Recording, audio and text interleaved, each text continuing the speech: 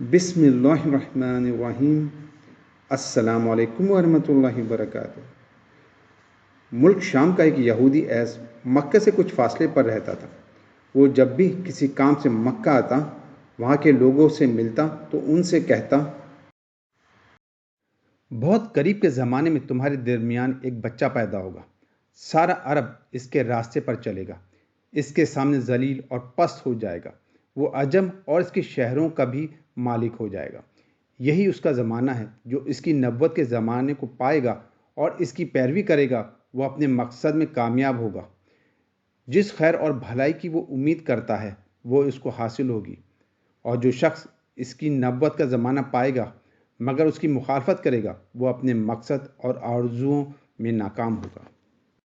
مکہ معظمہ میں جو بھی بچہ پیدا ہوتا، وہ یہودی اس بچے کے بارے میں تحقیق کرتا اور کہتا، ابھی وہ بچہ پیدا نہیں ہوا۔ آخر جب نبی کریم صلی اللہ علیہ وآلہ وسلم اس دنیا میں تشریف لائے تو عبد المطلب اپنے گھر سے نکل کر اس یہودی کے پاس پہنچے۔ اس کی عبادت گاہ کے دروازے پر پہنچ کر انہوں نے آواز دی۔ ایس نے پوچھا، کون ہے؟ انہوں نے اپنا نام بتایا، پھر اس سے پوچھا، تم اس بچے کے بارے میں کیا کہتے ہو؟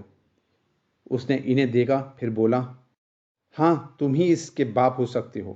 بے شک وہ بچہ پیدا ہو گیا ہے جس کے بارے میں میں نے تم لوگوں سے کہا کرتا تھا۔ وہ ستارہ آج طلوع ہو گیا ہے جو اس بچے کی پیدائش کی علامت ہے، اور اس کی علامت یہ ہے کہ اس وقت اس بچے کو درد ہو رہا ہے۔ یہ تکلیف اس سے 3 دن رہے گی اور اس کے بعد یہ ٹھیک ہو جائے گا۔ ہاں، راہب نے جو یہ کہا تھا کہ بچہ 3 دن تک تکلیف میں رہے گا، تو اس کی تفصیل یہ ہے کہ آپ نے 3 دن تک دودھ نہیں پیا تھا۔ اور یہودی نے جو یہ کہا تھا کہ ہاں آپ ہی اس کے باپ ہو سکتے ہیں، اس سے یہ مراد ہے کہ عربوں میں دادا کو بھی باپ کہہ دیا جاتا ہے۔ اور نبی کریم صلی اللہ علیہ وسلم نے ایک بار خود فرمایا تھا، میں عبد المطلب کا بیٹا ہوں۔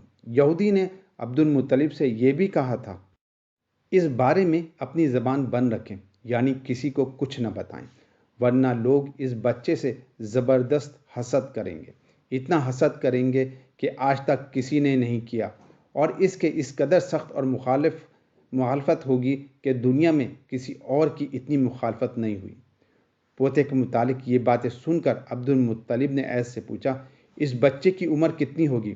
یہودی نے اس سوال کے جواب میں کہا، اگر اس بچے کی عمر طبی ہوئی تو پھر 70 سال تک نہیں ہوگی، بلکہ اس سے پہلے ہی 61 یا 63 سال کی عمر میں وفات ہو جائے گی، اور اس کی امت کی اوسط عمر بھی اتنی ہوگی۔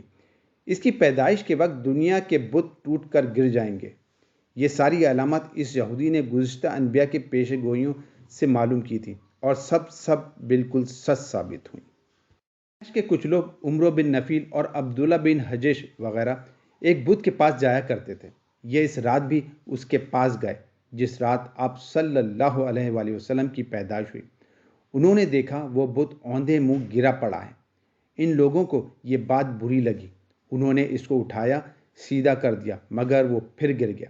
انہوں نے پھر اس کو سیدھا کیا، وہ پھر الٹا ہو گیا۔ ان لوگوں کو بہت حیرت ہوئی، یہ بات بہت عجیب لگی۔ تب اس بت سے آواز نکلی، یہ ایک ایسے بچے کی پیدائش کی خبر ہے جس کے نور سے مشرق اور مغرب میں زمین کے تمام گوشے منور ہو گئے ہیں۔ بت سے نکلنے والی آواز نے انہیں اور زیادہ حیرت زدہ کر دیا۔ اس کے علاوہ ایک واقعہ یہ پیش آیا کہ ایران کے شہنشاہ کسریٰ اور نوشیروان کا محل ہلنے لگا اور اس کے میں شگاف پڑ گیا۔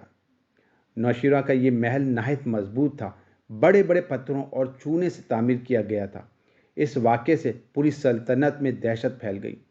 شگاف پڑنے سے خوفناک آواز بھی نکلی تھی۔ محل کے 14 کنگرے ٹوٹ کر نیچے آ گرے تھے۔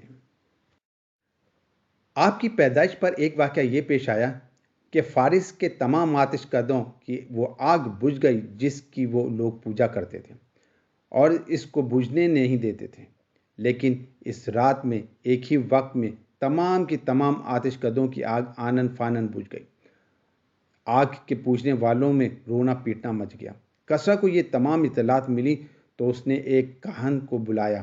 اس نے اپنے محل میں شگاف پڑنے اور آتش کدوں کی آگ بجھنے کا واقعہ اسے سنا کر پوچھا، آخر ایسا کیوں ہو رہا ہے؟ وہ کاہن خود تو جواب نہ دے سکا، تاہم اس نے کہا، ان سوالات کے جواب میرا ماموں دے سکتا ہے۔ اس کا نام ستی ہے۔ نوشیرہ نے کہا، ٹھیک ہے، تو جا کر ان سوالات کا جواب لاؤ۔ وہ گیا، ستی سے ملا، اسے یہ واقعات سنائے۔ اس نے سن کر کہا، ایک عصا والے نبی ظاہر ہوں گے جو عرب اور شام پر چھا جائیں گے، اور جو کچھ ہونے والا ہے ہو کر رہے گا۔ اس نے یہ جواب کسریٰ کو بتایا۔ اس وقت تک کسریٰ نے دوسرے کاہنوں سے بھی معلومات حاصل کر لی تھی، چنانچہ یہ سن کر اس نے کہا، تب پھر ابھی وہ وقت آنے میں دیر ہے، یعنی ان کا غلبہ میرے بعد ہوگا۔ پیدائش کے 7ویں دن عبد المطلب نے آپ کا عقیقہ کیا اور نام محمد رکھا۔ عربوں میں اس سے پہلے یہ نام کسی کا نہیں رکھا گیا تھا۔ قریش کو یہ نام عجب سا لگا، چنانچہ کچھ لوگوں نے عبد المطلب سے کہا، اے عبد المطلب، کیا وجہ ہے کہ تم نے اس بچے کا نام اس کا باپ دادا کے نام پر نہیں رکھا بلکہ محمد رکھا، اور یہ نام نہ تمہارے باپ دادا میں سے کسی کا ہے نہ تمہاری قوم میں سے کسی کا ہے؟ عبد المطلب نے انہیں جواب دیا، میری تمنا ہے کہ آسمانوں میں اللہ تعالیٰ اس بچے کی تعریف فرمائے اور زمین پر لوگ اس کی تعریف کریں۔ محمد کے معنی ہیں جس کی بہت زیادہ تعریف کی جائے۔ اسی طرح والدہ کی طرف سے آپ کا نام احمد رکھا گیا۔ احمد نام بھی اس سے پہلے کسی کا نہیں رکھا گیا تھا۔ مطلب یہ کہ ان دونوں ناموں کی اللہ تعالیٰ نے حفاظت کی اور کوئی بھی یہ نام نہ رکھ سکا۔ احمد کا مطلب ہے سب سے زیادہ تعریف کرنے والا۔ علامہ سہیلی نے لکھا ہے، آپ احمد پہلے ہیں اور محمد بعد میں، یعنی آپ کی تعریف دوسروں نے بعد میں کی۔ اس سے پہلے آپ کی شان یہ ہے کہ آپ اللہ تعالیٰ کی سب سے زیادہ حمد و ثنا کرنے والے ہیں۔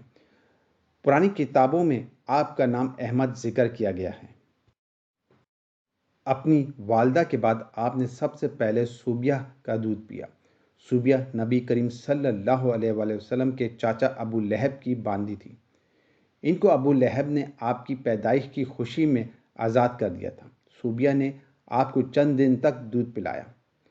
انہی دنوں صوبیہ کے ہاں اپنا بیٹا پیدا ہوا تھا۔